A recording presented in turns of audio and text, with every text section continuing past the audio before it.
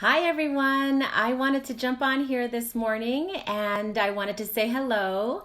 And I'm learning many things on those shows that I tune into. As you know, we're talking about disruptive leadership with Lisa Copeland on her 15 Minutes of Fierce. We're talking about character with Glenn Lundy and on his Rise and Grind show. But, one of the things that I wanted to talk about today stemmed from a conversation that I had this week. And it wasn't any one of those shows that made me think, but it was a conversation with a friend. And I wanted to talk a little bit more about my thoughts around that conversation. And it was about change and the word change. And I wanted to talk about that. And there's so many things that people go through with change. Today I'm a little more casual because I used to say that I am off today. Like, I'm off of work. I don't work on Fridays. And for me, I had to change that. I have to now say I'm out of the clinic because I do work. I do work on Fridays, even though I'm not in the clinic, but I work on all the other things that I'm working on, my projects, my businesses. I can't see people saying anything, so I'm wondering if I can. I don't know. Okay, sorry if you're there. I can't see you, but anyway, so I had to learn how to say some things differently because it was adapting to change. And, those of you who had tuned into some of my other Facebook Live videos, I was thinking about it this morning too. And you remember me talking about my daughter and how she was transitioning from dance, 5 years of competitive dance, to basketball, and how I talked about how she was a scrawny little thing and that it's going okay. And, she was telling me about how she didn't want to foul out, so she wasn't aggressive. And I said, you can't be too aggressive in basketball. You got to kind of step it up a little bit. And, not right away. Oh, there's Heather. Hi, Heather. Good to see you. Right away, she didn't change. She didn't change right away, and it was fine, because this was her first year. But I have to say, and any of you that know her, that have watched her lately, I have no idea, but something clicked, and she is super duper aggressive, has like 10 steals in every single game, fouls, which, I'm actually proud of that she fouls because she's trying hard, right? So something clicked in her, whatever it was, she embraced that change and she went all out. And it's just one of those things that everybody has to go through change, and it's how you experience it and how you look at it that makes you who you are. And Heather says, you are a catalyst of change, my friend. Thank you, Heather. Heather and I have been together for so long, for at least 3 or 4 years, and Heather and I have worked on different projects, and she is an amazing, amazing woman, and I love her. So thank you, Heather. Thank you. So, let's talk about change today, because I wanted to talk about change. I didn't want to talk about, disruptive leadership. I didn't want to talk about character that I'm learning this week, but I wanted to talk to you about change, about this conversation that I had with a friend, because I thought it was really important to stop life and focus on it. So, the word change, think about it. Does that word scare you all of a sudden? Or does it excite you? There are many places to sit with that word change. How do you frame your thoughts about it? How can you change maybe what you think about the word change? And so I wanted to talk through 3 of the different ways that people experience change and why it's okay that people experience change differently. So number 1 is, sometimes you have to change because it's inevitable, right? It's inevitable. For me, 6 moves, 6 states, right? And so for me, change was inevitable and I had to adapt. Age is another obvious inevitable change because we can't change it. And so, talking about my kids and them just growing up, sometimes I joke, like, I don't want them to grow up, but it's true. I mean, I'm not joking, because I don't want them to grow up. I want them to be with me forever. I'm sure they don't want to be like that, but but age is inevitable. Change is inevitable. You have to change because it's inevitable. So what do I do? How do I adapt? Number one, maybe, well, obviously you have to kind of just suck it up when it's inevitable. I mean, because you can't do anything about it. But what I try to do is I start talking to my kids about making good choices and making good friends, having good friends around them. Because, honestly, number one, the time that I have with my kids, I have to try to make the most of it. I have to be aware of this change, be okay with it. I mean, there's nothing else you can do. And now prepare them for having friends around them that maybe if they don't turn to me anymore, that they feel comfortable turning to them. So these are the good friends that they need to have around. And so thank you to the moms of my kids' friends, because I treasure them. I treasure my kids' friends because they are so special. They are so kind-hearted. And it's one of those things that I'm very proud that my kids are starting to make these good choices.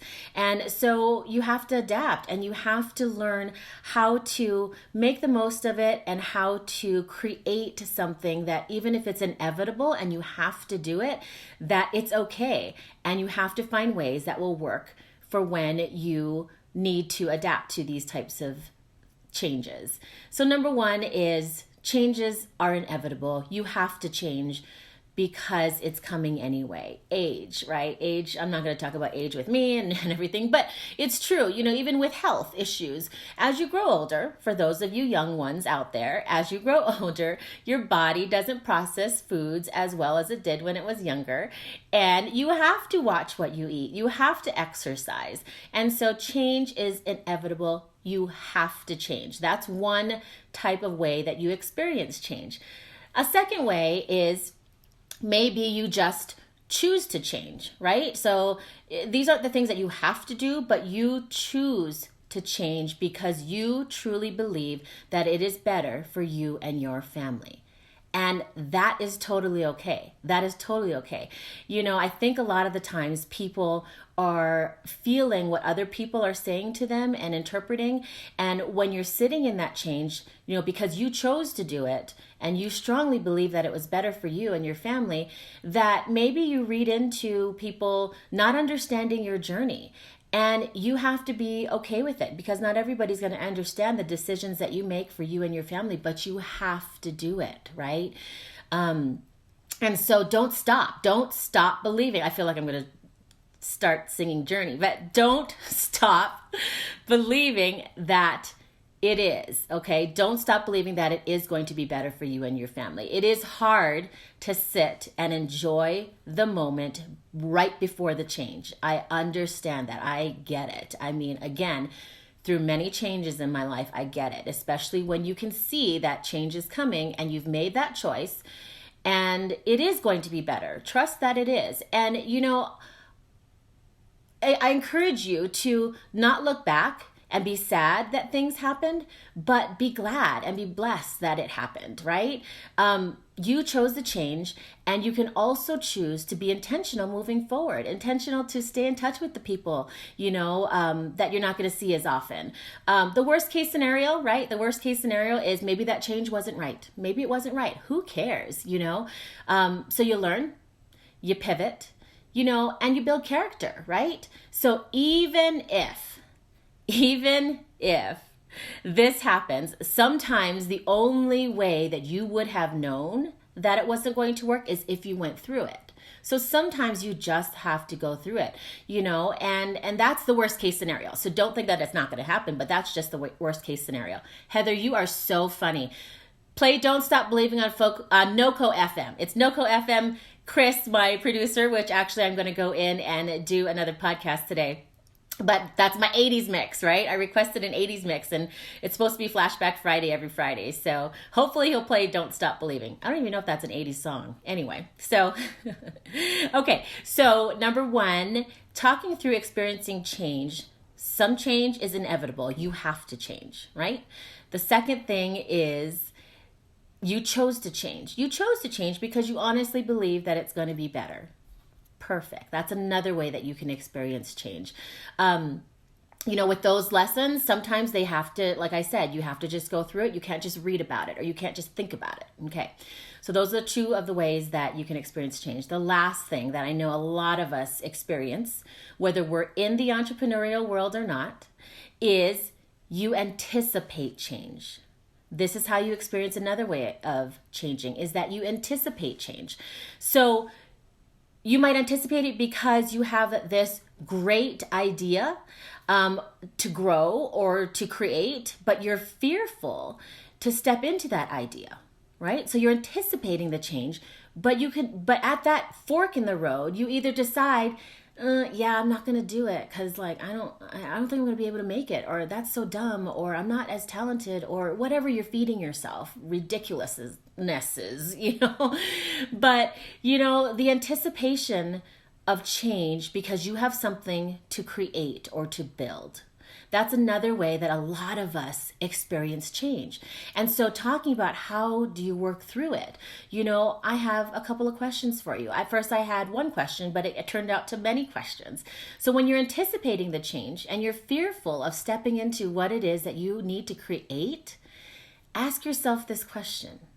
Number one, do you truly believe that if you were to create this idea, that at least one person would benefit?